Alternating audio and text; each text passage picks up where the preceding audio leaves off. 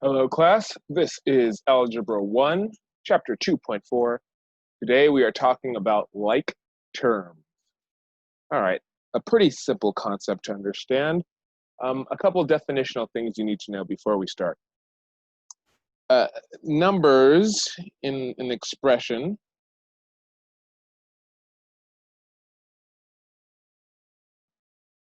if they are by themselves, they're called constants. So for example, if I had 4 times x plus 3 equals, well, let's not make it an equation yet. Let's just keep it as an expression. Plus 3. My 4 here is called a coefficient. A coefficient. It's called the coefficient because it's being multiplied by the variable, and the variable here is x. Any number multiplied in front of a variable is called a coefficient. If a number like this 3 here is by itself, it's not really going to change in value, so we call it a constant. Now, what do I mean when I say change in value? Well, let's think about it. 4x literally means 4 multiplied by whatever x is at the time. Let's say x is 3. 4 times 3, therefore, is 12.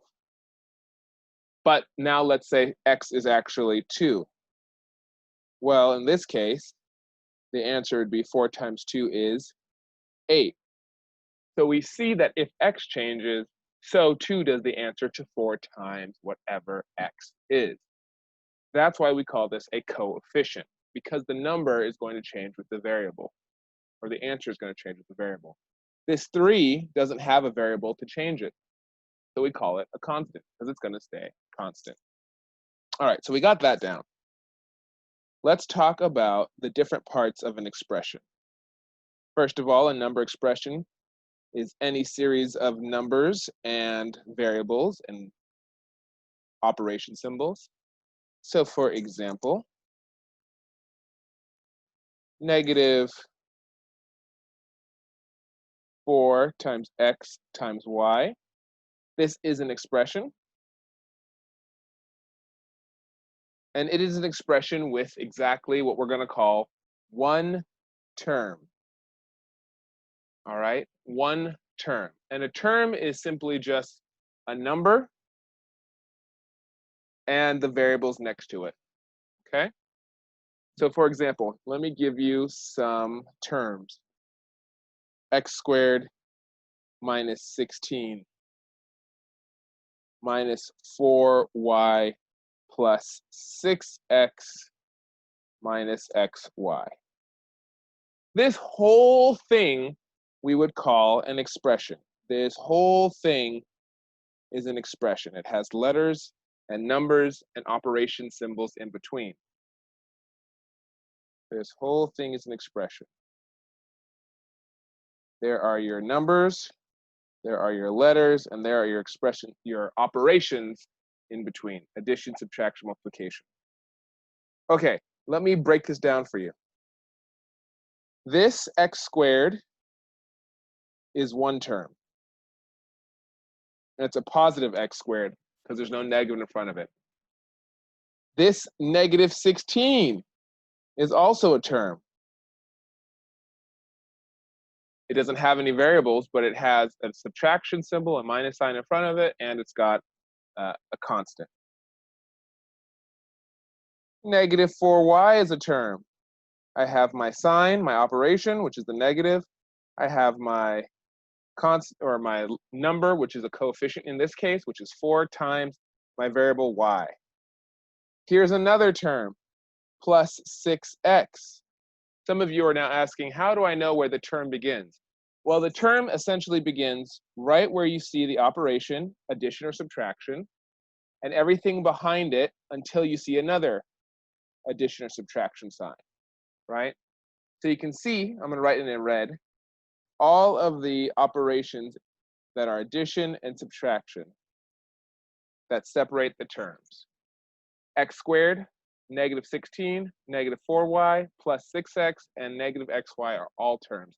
This expression has 1, 2, 3, 4, 5 terms. Okay? Let me show you another expression. 3n, 4p, plus 2. How many terms do you have here? Again, I look at how many operations do I have. Well, this 3n is not a negative 3n, because if it were a negative 3n, there'd be a minus sign in front of it. So then we must assume it's a positive 3n. Therefore, there's an addition sign separating it. This would be one term, positive 3 times n. This plus 4p is 4 times p, would be another term. And then this positive 2 would be your last term. So you see you have 1, 2, 3 terms. Okay? All right. Now, let's talk about some other definitions.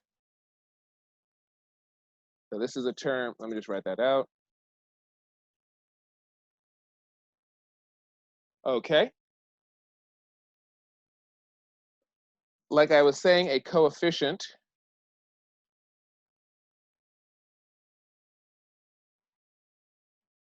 is any number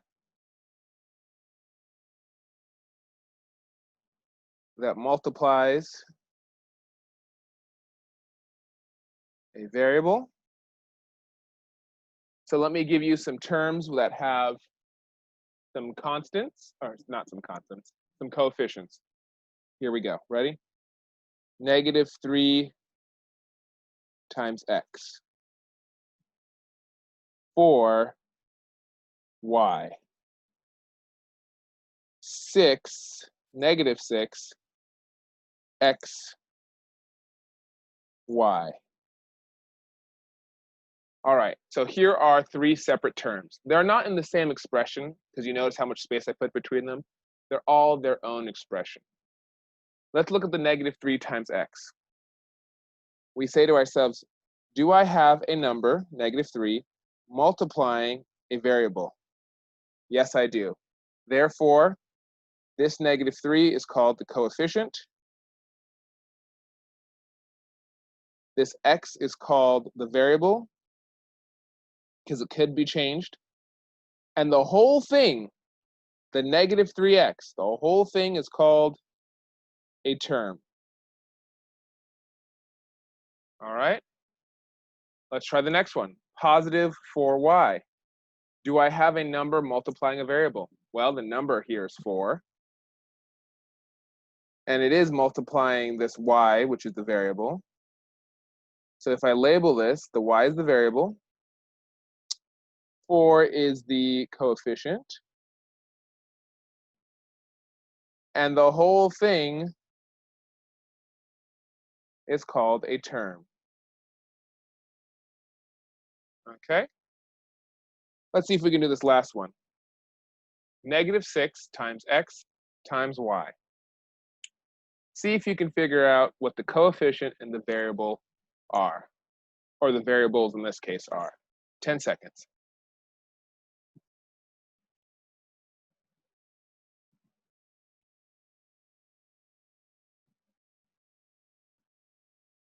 All right. If you did this correctly, you should have said your negative 6. It's the whole, it's the sign and the number. Negative 6 is your coefficient, and x and y are your variables.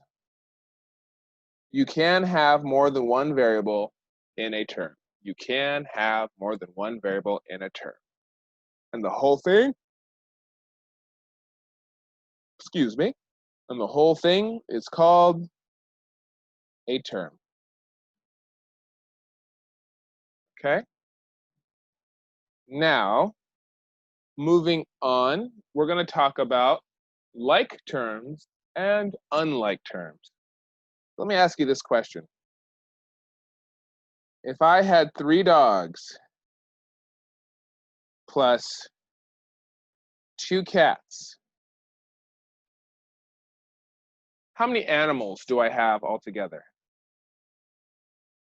Well, it's pretty obvious, right? I have 3 dogs and 2 cats. That's altogether 5 animals, right? But you would never say that the dog and the cat are alike. Well, altogether, right? The dog and the cat are 2 separate animals. In the same way, if I replace D or dogs with a variable and call that variable D, and I replace the cats with the variable C, I could say to myself, well, these 2 things are not alike. This 3D, 3 times D, and this 2 times C are not alike. In fact, they are called unlike terms. And why are they unlike terms? Well, first of all, they're both terms. 3 times D, coefficient is 3, variable is D. Positive 2 times C, coefficient is 2, variable is C. They are unlike terms because their variables are not exactly the same. For you to have like terms, let me give the definition here. They are terms where the variables, not the coefficients, but the variables are exactly the same. They are terms where the variables are exactly the same. The variable in the first one is D. The variable in the second term is C. Are those exactly the same? No. One is D, one is C. Therefore, they are unlike terms. Let me show you a whole list of like terms. Ready? I'll give you the, here we go. Like terms, ready? 4 times x is also a like term with 5x. It is unlike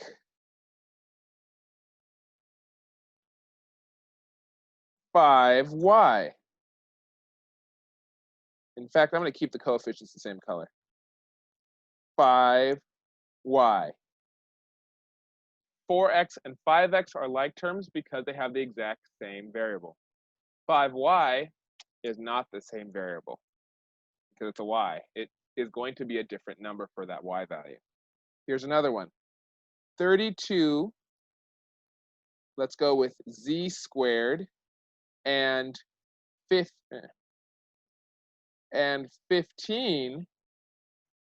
z squared have the exact same variable, z squared and z squared. They are not like with 10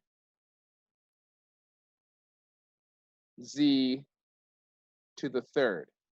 Notice that z to the third is completely different than z squared by exactly 1 whole z, right? Therefore, that's an unlike term. Notice the coefficients don't have to be exactly the same, right? Here's another one. Let's do a constant. 9 and 10 are like terms. Why? Because they have no variable. Therefore, their variables are obviously exactly alike. They are not like terms with 11m, 11 times m. And 11 times m has a variable of m. 9 and 10 do not have a variable. They are by themselves. Therefore, they are like terms with each other, but not with 11 times m. Let's try one with multiple variables. Let's go with 3x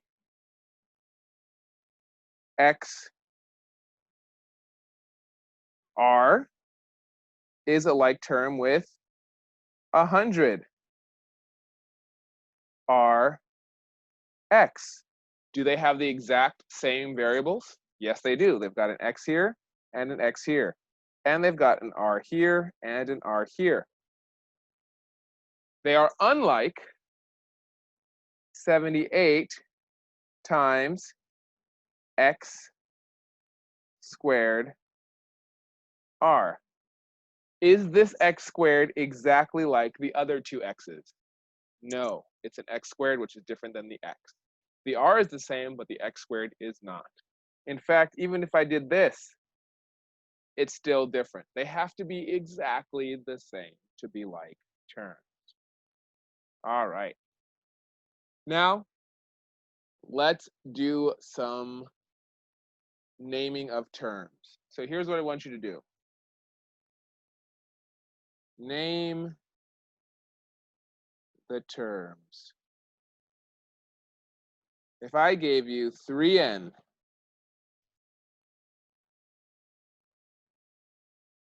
plus 4p plus 2, can you list all of the terms by themselves? I'll give you 10 seconds. List all the terms by themselves.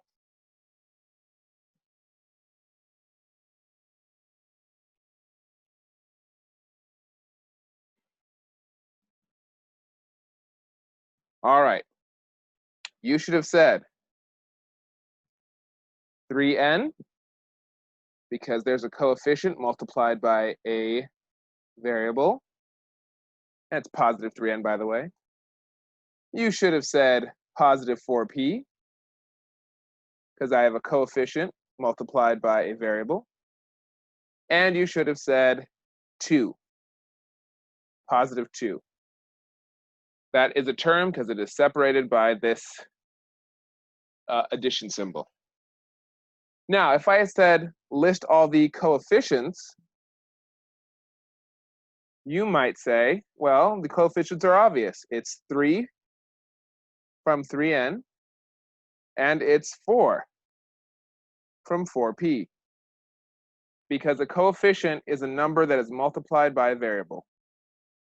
The constants, on the other hand, are numbers that are by themselves, and the only number that's by itself is the positive 2. Okay, so there are 3 terms in this. 2 coefficients, 3 and 4, positive 3 and positive 4, and the constant is 2. All right, let's try another one more.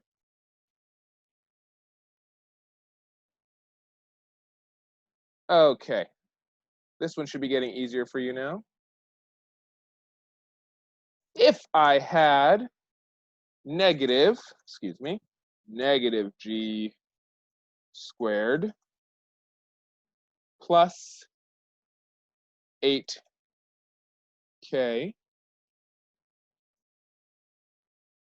plus 9. Can I identify all of my terms, my coefficients, and the constant? Go, 10 seconds.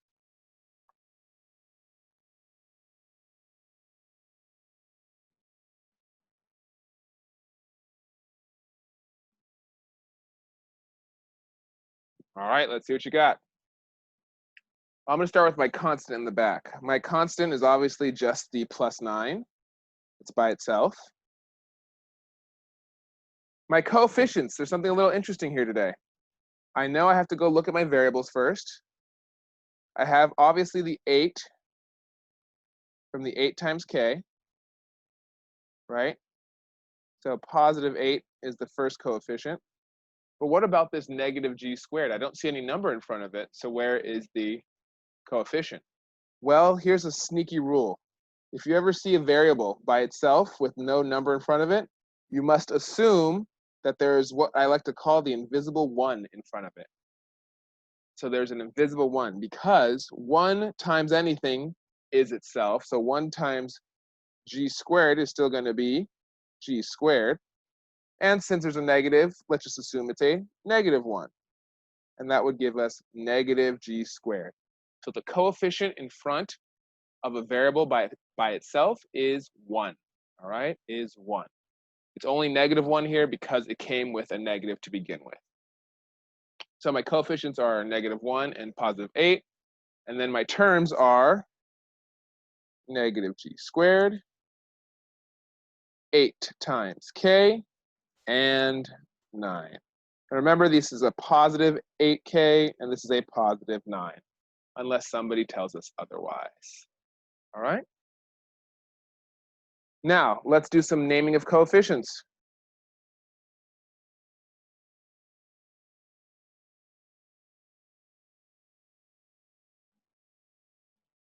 All right, in 3a, what is the coefficient? 5 seconds.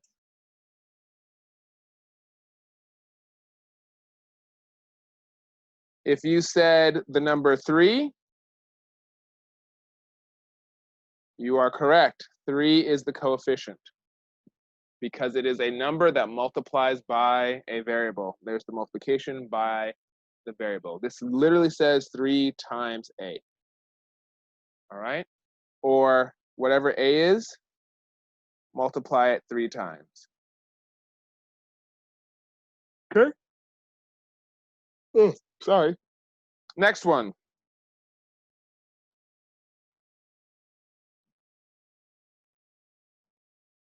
-2 times a squared plus 3a. What are the coefficients? 5 seconds.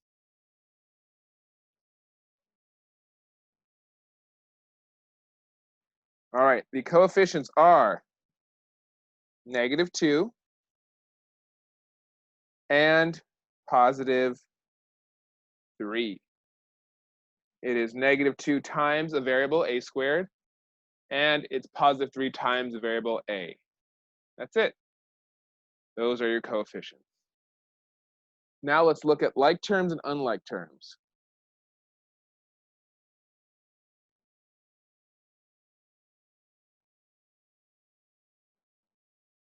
Like or unlike? What about 3 times n and 3n squared? Are those like or unlike terms? 5 seconds. You should have said unlike, unlike. These are unlike because 3 times n does not have the same variable as 3 times n squared. Why is that so much lighter now?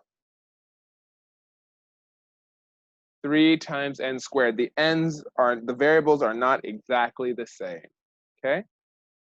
They must be exactly the same. All right, what about this one?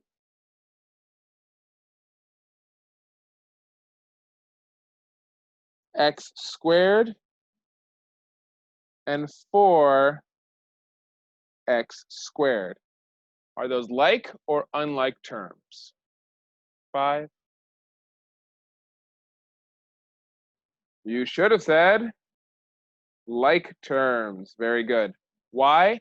Well, remember, if there's no coefficient in front of a variable, you must assume it's a 1. So this is 1 times x squared on this side, and this is 4 times x squared. And notice that the variables are exactly the same. When they're exactly the same, they are like terms. Okay, ladies and gentlemen, that is it for today. Today you learned about terms. You learned about like terms and unlike terms, about coefficients, about expressions, and how to read them. We will see you in the next video.